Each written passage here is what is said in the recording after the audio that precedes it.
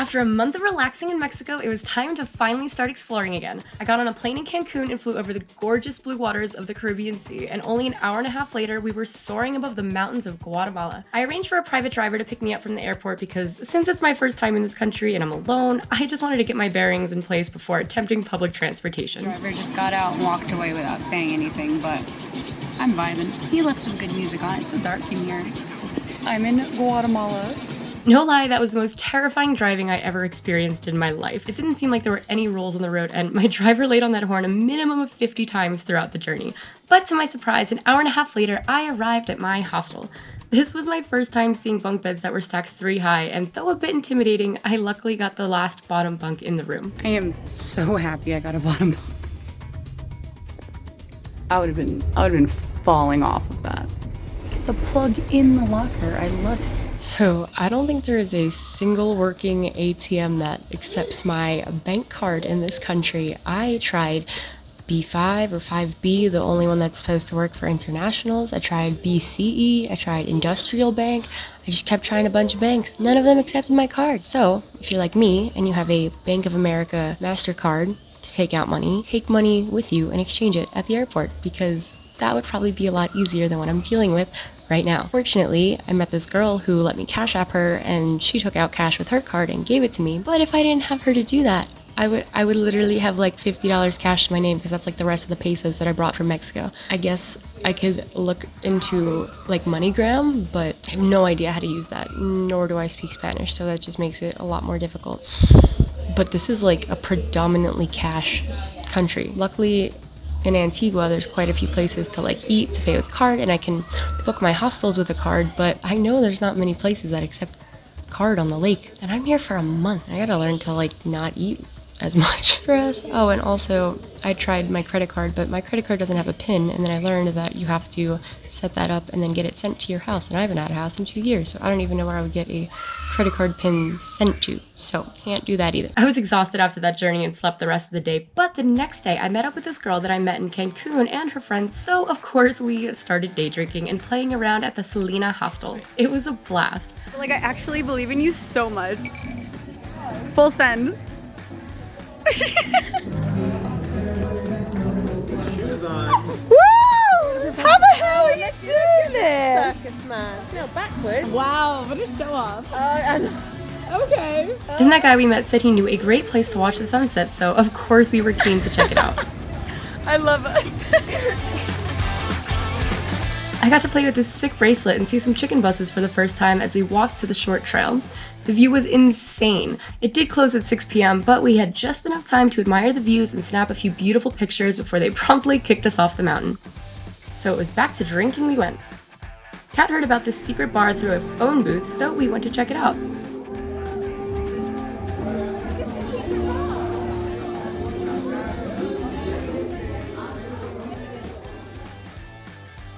Keep in mind, I don't advise going drinking without friends as a solo traveler here. We also had a guy with us the entire time, even though he's not pictured.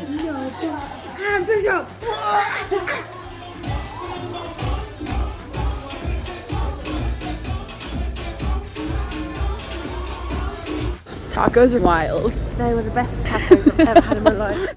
After a whole day of fun, it was time for me to do some work, so I headed up to the gorgeous rooftop of my hostel, which had surprisingly good Wi-Fi, and edited for a good portion of the day. But as golden hour approached, a new friend and I went to check out Santa Clara to do a little photo shoot. It was absolutely stunning and totally worth the entrance fee. We spent a good 2 hours there, but you might not need as long if you're not into cameras as much as we are.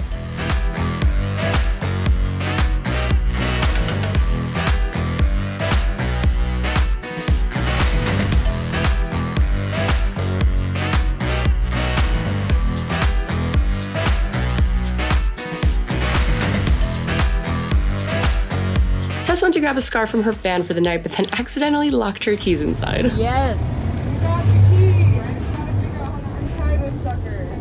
Oh, I believe in you so hard. Oh my god. I found the key. High five. Woo! Thank God. I'm so glad I'm not claustrophobic anymore. Yeah, that would be pretty bad. Next, it was time to head to the lake. On Sunday morning during Holy Week, everyone was outside super early creating these street sand carpets for the parade. How cool! Last Sunday they had 2 million people in this town that normally houses 90,000. Wild. I took an early shuttle to avoid the traffic. My eyes were glued out the window the entire time. What an interesting country to drive through and observe. There was some type of mountain bike race going on and we were stalled for a half an hour while bikers rode through this intersection. Our driver honked and cheered them on.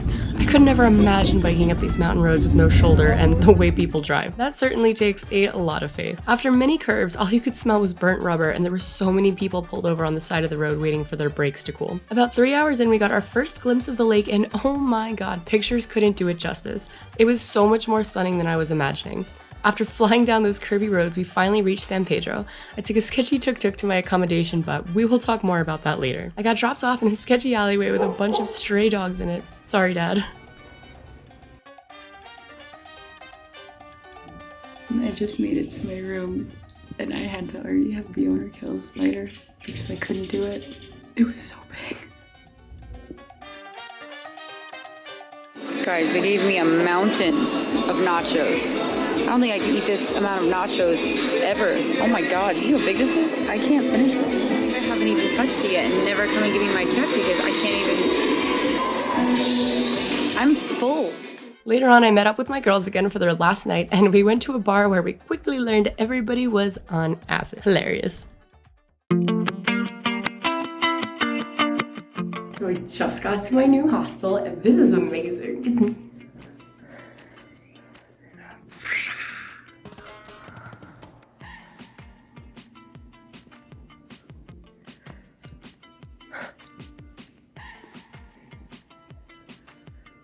I'm in heaven. I'm so excited because I have not had a good shower since I got here. But baby, it's time. Look at all this space I have. Wild. Oh my god, guys, let's talk. So I have been in Guatemala for about a week now, and I haven't had too much time alone because I've been staying at party hostels per usual. And then I stayed in an Airbnb that there was like, you could hear people like coughing in the next room, basically. And I just felt weird talking about the things that I talk about with people that are just like right outside my door listening. But I am currently in this gorgeous hostel. So we got some time for me to tell you about how I got scammed. And you know, I don't fall for many scams because I've been traveling for quite a while. But this one, I always get the scams when I'm like super tired, you know, like it just wasn't the time of day. I had been traveling from Antigua to San Pedro on a shared shuttle. It took a little bit longer than usual, which is pretty standard here in Guatemala. I already knew that. But I had been in this shuttle for about 4 hours at this point, so I was just tired and I just wanted to get to my Airbnb. And I saw that it was up a little bit of a hill and I have a suitcase. And so I didn't want to like carry it on all these like jagged rocks, right? So I wanted to get a tuk-tuk. And so I asked, I know to always ask before getting in anywhere, how much is it? I asked and he said 10. So that would be 10 quinzales. I don't know how to pronounce the currency, my bad. And so I was like, okay, 10, that's fine. It's like $1.50. And so I get in the tuk-tuk and then the driver starts driving like the wrong way. And I'm like, kind of scared, you know, I just got here, I am alone, I don't know anybody, and now we're going the opposite way of my accommodation. And I'm like, do I gotta like whack this guy with my giant water bottle? Because I will if I need to. Thankfully, I didn't need to do that. And then, so he pulls over on the side there and he's like, it's gonna be 10 US dollars. And I'm like, what, like, why would it be US dollars? We're not in the United States. You didn't even know that I was American until I started speaking, which I really gotta work on my Eastern European accent more. And I was just like, I was trying to go back and forth with him, but I don't speak Spanish. I speak more Hungarian than I speak Spanish. And I know it's hard because I've been here, but it's really hard to learn multiple languages at one time, especially when they're so vastly different. Spanish just hasn't been my main priority. So it's really hard to communicate with him. And I just wanted him to turn around. I just wanted to go to my accommodation. I'm like, look, like 10 US dollars, whatever. Like that's how much I pay to go anywhere in an Uber in the United States anyway. That's always the minimum. I really didn't care. And so finally got him to turn around, I agreed. I was like, okay, fine, whatever. I only had like 100 quinzales bills. And so I needed change. And then he hands me back, it was supposed to be 70 total, which is less than $10, but I guess his math wasn't correct either. And so then he handed me back 20 and I was like, no, this isn't the right change. And he was like, oh yeah.